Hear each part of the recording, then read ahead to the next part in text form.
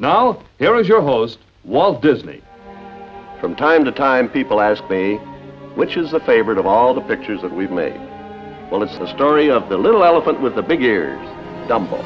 Walt Disney Animation Studios was a trailblazer in the animation industry. They produced many of the first cartoons, as well as the first ever feature-length animated film, Snow White and the Seven Dwarfs. Their formative years, however, were anything but problem-free. Following the commercial and critical success of Snow White, Disney's next two major projects, Pinocchio and Fantasia, were developed alongside each other, and both released in 1940. Despite receiving critical acclaim, however, these pictures both lost the studio money. The advent of World War II in 1939 had rather deflated box office prospects in Europe, which at the time made up about 40% of Disney's potential market. Like the rest of the world during those years, the future of Disney's feature-length film division was very much in question. In those days, there was no Disneyland. There wasn't a lot of ancillary merchandise that they could exploit, and so they lived and died by their films. They had to succeed, otherwise there wouldn't be a Disney studio. Enter Disney's fourth major production, Dumbo. This film was in many ways a scaling back from the studio's more ambitious and expensive predecessors. Rather than continue on with the highly detailed and realistic character models and environments of Pinocchio or Fantasia, Dumbo's animation is almost surreal, harkening back to the simpler and more fluid anything goes animation style from their animated shorts, embracing the more cartoonish aspects of the medium.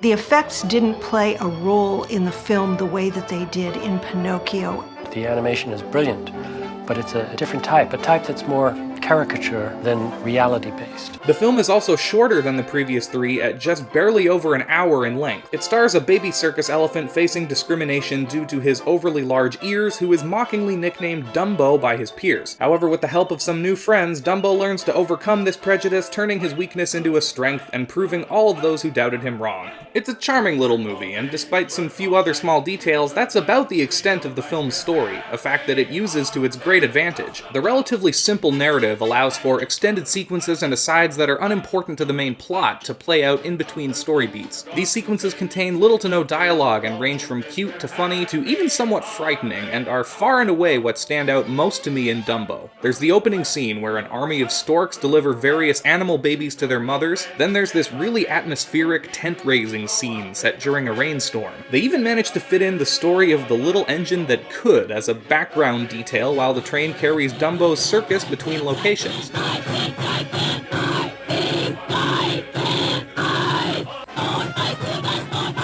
Most famously, there's the pink elephant scene, where Dumbo and his mouse friend Timothy get drunk and hallucinate this creative and bizarre dance routine of pink elephants. You see what I see? This segment of the film was apparently not storyboarded at all, instead mostly left up to the animators to just go for it and have fun, and it really shows. I'd put the segment right up there with anything from Fantasia as a great little piece of standalone animation. Apart from these creative asides, the movie itself is fine. This type of story, where the protagonist learns to use their differences as a strength, is pretty much your boilerplate kids movie template at this point, and there's a good reason for that. It's an effective story with a built-in character arc that teaches an important life lesson to young kids and is easily adaptable for basically any context. Just because he's got those big ears, they call him a freak.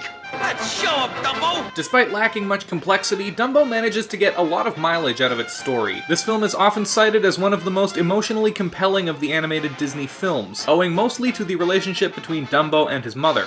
If you've never seen Dumbo, or if it's been a while, I would definitely say it's worth revisiting, just for the animation alone. However, when compared to some other more recent examples of films that do the same type of thing, Dumbo is pretty bare bones and doesn't stand out all that much in my opinion. At that time though, in October of '41, it was the cat's pajamas, the bee's knees, the dog's bollocks, the Dumbo was a massive critical and financial success, even despite its market outside the USA being severely limited by World War II. It was also validation for Walt Disney himself on the viability of feature-length animated films in Hollywood at a time where most of his competitors, such as the Warner Brothers, were sticking to more cost-effective and conventional animated shorts. Dumbo was such a big hit, in fact, that the character was even set to appear on the cover of Time magazine in an issue which would have also included an article on the making of the film. These plans, however, under understandably fell through following the attack on Pearl Harbor, which drew the United States into the war in December of 1941, just over a month after Dumbo's release. Many of Disney's animators were drafted into the US Army, with most of those remaining being called upon by the American government to create war propaganda. Additionally, Bambi, which was developed alongside Dumbo and released in August of '42, was yet another commercial failure like Pinocchio and Fantasia before it.